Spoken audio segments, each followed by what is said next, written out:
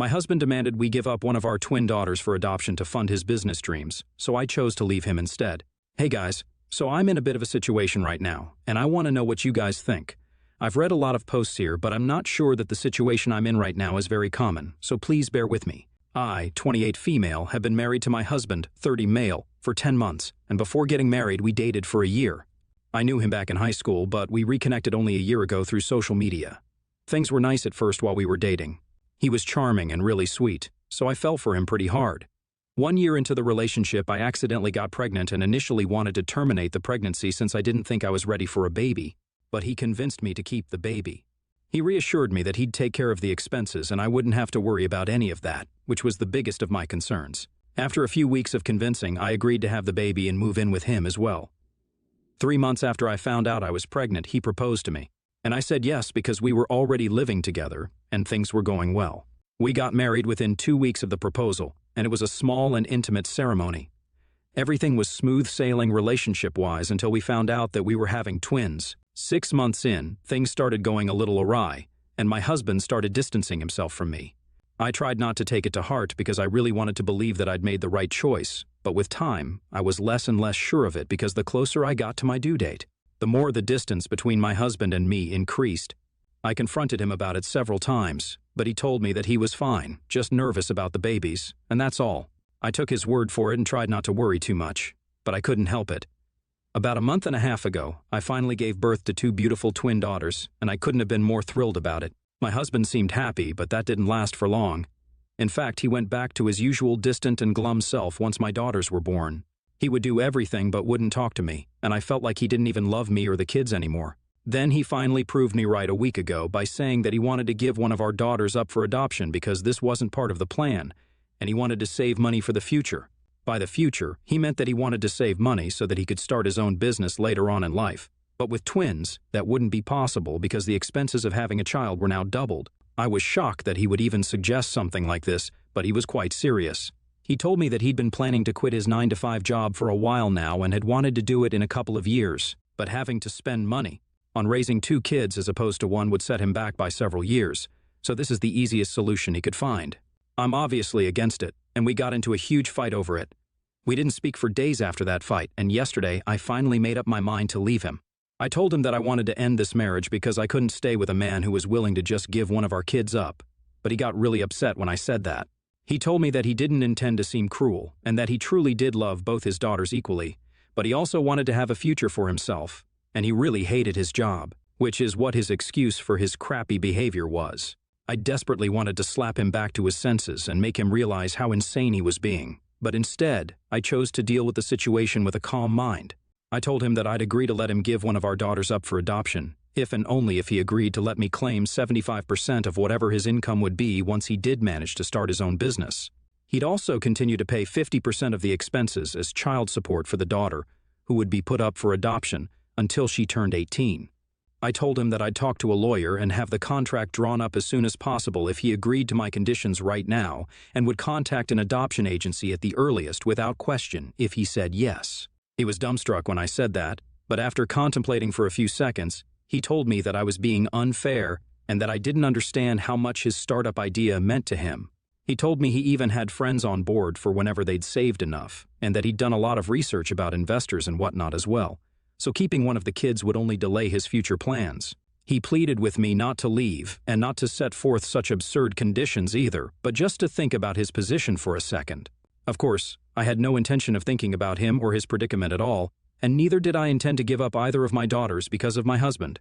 I just wanted to mess with him and make him feel just as bad as he'd made me feel, and luckily, it was working. He's been begging me to change my mind, but I've made it very clear that he can either agree to my conditions or I'm going to file for divorce. I was going to file for divorce either way, but I just wanted to buy myself some time to look for an apartment and a lawyer. Today, a friend of mine told me that I could live with her until I found an apartment. She doesn't know the whole situation but has agreed to let me stay at her place for a while and has even offered to put me in touch with a divorce attorney. A few hours ago, my soon-to-be ex-husband came back from work and actually had the audacity to look shocked when he saw me packing my stuff up to leave. He told me that he hadn't even made up his mind about my conditions yet and said that it was unfair of me to leave before even hearing what he had to say. But I told him that the conditions I'd set forth yesterday were all bogus, and there was just no way I was staying with him anymore.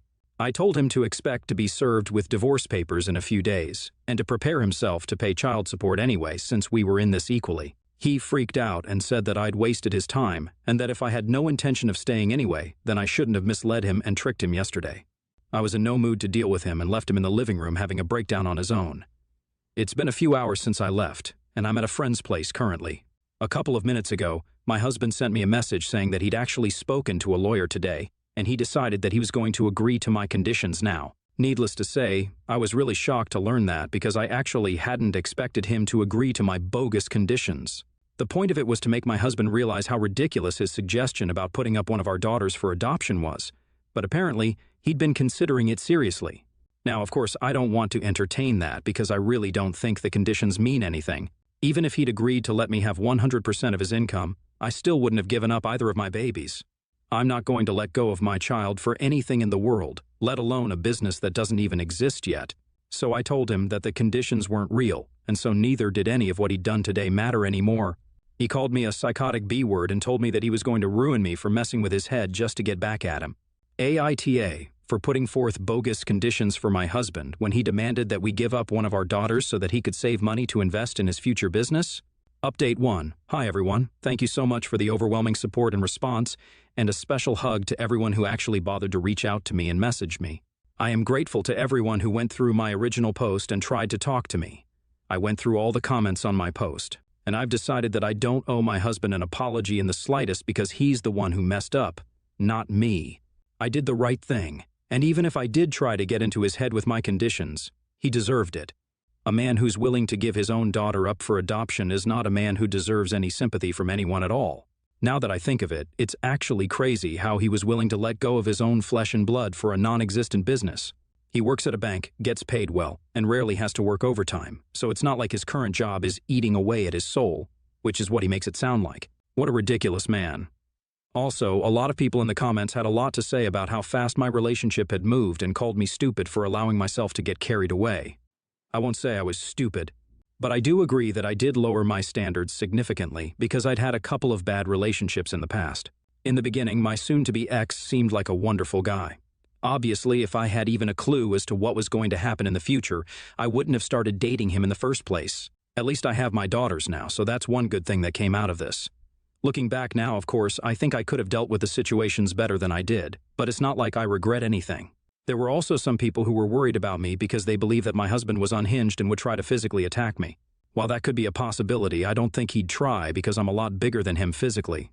I'm the same height as him and weigh slightly more, but I also go to the gym regularly and I'm trained in kickboxing, so it's not exactly like he can take me on. I don't want to shame him, but he's comparatively skinny and I'm not afraid of him attacking me in the least. Of course, him attacking my daughters would be a different story. I'm with them most of the time, though, and my husband doesn't know where my friend lives, so it's unlikely that he'll be able to find us. In the event that he does somehow manage, my friend and I always take turns watching the kids, so I have nothing to worry about. It's really sweet that everyone's concerned about our well-being, but trust me, guys, we're totally and completely safe here. Update 2. So today, I finally filed for divorce. It's been a week since I moved out, and I've blocked my husband everywhere, so he hasn't been able to reach out to me yet. He had called my parents a few days back, but they refused to entertain him and blocked him as well. So have all my friends, and right now, he just has no way to contact me, which is so peaceful and stress-free for me. I've resumed working from home because I really need the money right now since I don't think my husband is reliable at all. I'm dog-tired, but this is my best bet moving forward. I'm lucky that my friend has been kind enough to help me out with the place, and also lends a helping hand whenever she's at home and watches the kids for me. She's been doing more than my soon-to-be ex-husband would when I was living with him during the first few weeks after I gave birth. I guess that should have been my signal to hit the road, but I still wanted to continue trying and wanted to make things work out with him. I've demanded full custody of my daughters, and I don't think it should be too much trouble obtaining that because, the guy was willing to give one of the two up for adoption, so I don't think I need to elaborate.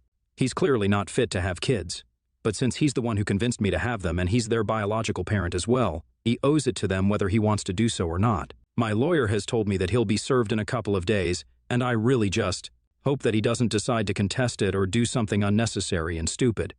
He definitely doesn't want me back, and neither do I. But I wouldn't put it past him to contest a petition or try to obtain joint custody of our daughters just to be petty and drag me into a totally unnecessary legal battle so I'd end up wasting my money on court visits and lawyers. It's unlikely, but it's not impossible that he'd do something like that just to be petty. Besides, he did threaten to get back at me for messing with his head in that text that he sent a week back when he found out that I never intended to give either of my daughters up at all and planned on leaving him anyway. I'm not scared, but truth be told, he is in fact financially better off than I am right now, and maybe he can afford to waste a ton of money on lawyers and legal issues. But I really can't, because I have myself to worry about along with my daughters. I'm lucky that my friend is letting me live with her for the time being, but this can't be a long-term plan, and I'll have to start looking for an apartment soon enough. After that, there'll be rent, electricity, water, groceries, and a million other bills to think about, so I'm definitely a little concerned about what his response to this petition is going to be. I'm keeping my fingers crossed. Update 3. Okay, so my husband finally managed to contact me today. I posted that last update a day before, and not even 24 hours later, he managed to find a way to bother me. I guess I spoke too soon. I had indeed blocked him everywhere, but unfortunately he knew about my work email address and I hadn't blocked him there. So he sent me a lengthy email about how I was making a mistake by leaving him, and that I couldn't just make a mockery out of our marriage by leaving him within less than a year. He told me that his parents had been asking about their granddaughters, but he obviously didn't have anything to tell or show them, and was getting pretty desperate from what I gathered after I went through his email. It's not surprising that he wants to appease his parents and hasn't even told them about the divorce yet because they're kind of on the more conservative side and don't approve of the idea of divorce at all. My husband lives in a house that's being paid for by his parents, so he has to keep them happy, or else he might end up on the streets. Which is probably why he was so desperate to talk to me and pretend like he'd never called me the B word and threatened to ruin me. He even had the audacity to suggest that we could at least pretend to be married and keep up appearances for his parents' sake for as long as they're around, and whatever he'd inherit from them, we'd split it between the two of us. It was actually pretty funny to go through his email because it made me realize just how delusional this guy was. I mean, if he could suggest that we just give one of our daughters up to save money, then trying to strike a deal with me, where we pretend to be married for the sake of his parents, isn't even the worst idea that he's come up with. It's ridiculous, the lengths that he's willing to go to just to satisfy his greed, and I actually feel disgusted with myself for ever believing that this man could have been my soulmate. I can't believe I even stayed married to this clown for so long. Even after he started distancing himself from me while I was pregnant with his future kids. That should have been it for me, but unfortunately, I'm too much of a romantic to see things for what they really are, and now this is what I have to deal with. I'm just grateful he's the ridiculous kind of insane that I can laugh at, and not the violent kind of insane. I decided to ignore and delete the email and blocked him, but I think he's going to find another way. Update 4. So, my soon-to-be ex-husband decided to visit my parents today. He'd been served with the divorce papers 2 days back, and obviously, he wasn't taking that well at all. My father called me a few hours ago and told me that my husband was at his door screaming at the top of his lungs and asking him to tell him where I was hiding so that he could talk to me and get his daughters back. I could even hear him screaming in the background and decided that I'd had enough. So I called the cops, reported him, and even drove down there myself to press charges for harassing me and my family relentlessly. He seemed pretty torn up when I showed up at my parents' place with the police and tried to talk to me, but I wasn't having any of it. Involving my parents in his crap fest was the last straw for me, and I couldn't let things go anymore just because it was too much of a hassle. He got arrested and was taken away, and when he realized that I was serious and wasn't going to speak to him anymore, he started calling me every derogatory name in the book, as if that was going to bother me at all. Once all that was done with, I came back to my friend's house, and my parents decided to drop me off because they wanted to see their granddaughters as well. I hadn't taken them to see my parents for a while because I was always too worried that my husband might do exactly what he did today, and I didn't want to be in the wrong place at the wrong time. I hadn't even realized just how much of my life had been completely taken over with anxiety over what my husband would or wouldn't do. Even though I did say that I was a lot stronger than him and he couldn't overpower me, I was still scared because he actually did seem pretty unhinged now, and I just didn't want my daughters to go through anything. I guess I'm not as fearless as I believed I was. And I definitely am really, really worried about my babies, even if I'm not worried about myself that much. So, I spoke to my parents about this, and even they believe that it's about time that I considered a restraining order against him. This will definitely help me with the custody case, as well as getting the child support out of him, so this wasn't totally useless. It's just so frustrating that this is happening at all. I just wish I hadn't married this guy. Update 5. Hey everyone, so there was a huge argument that I had with my in-laws today. I guess my soon-to-be ex-husband finally gathered the courage to inform his parents that he was getting divorced, and also that he was probably going to lose custody of his daughters. They decided to call me and yell at me over it. I wouldn't have answered the call, but they were smart enough to use a number I didn't have saved on my phone and started off the conversation nicely enough. In fact, they even extended their sympathies to me. But then they asked me to reconsider the divorce, and when I still refused, they shed any pretense of being understanding and kind and started yelling at me at the top of their lungs.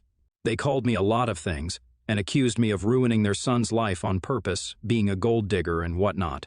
I snapped, and I know I should have just hung up, but I ended up yelling right back at them because the one thing that I'm not is a gold digger. I have my own gold, and I'm definitely not going to stay with a guy who is willing to give up his daughter to save some gold and still asks his parents to pay for his accommodation. I told them that their son is a colossal loser and even explained what he suggested in detail, and that seemed to quiet them down. Obviously, he'd left out the parts which made him look bad, but now his parents knew, and what would become of him was also in their hands. I don't think they'd like the idea of their own son suggesting that we give up one of our twins to save money, not after all the crap they talk about family values and morals and blah blah blah. They definitely won't like the idea that my husband had us pretending to still be married so that he wouldn't be left out of the inheritance. But that's between him and his parents and not me, so I don't have to care about it. I've already filed for a restraining order, and hopefully it'll be granted soon enough. Update 6. Hey, I'm back for one final time because I'm supposed to go back to work physically in a few days. A couple of weeks have passed since my last update, and this is going to be relatively short since all I have to say is that my soon-to-be ex-husband decided not to contest the divorce and also isn't fighting for custody. I don't know exactly what happened, but I'm guessing that his parents kicked him to the curb, and now, if he wants to save money, he can't afford to come after me with all that he's got just to be petty.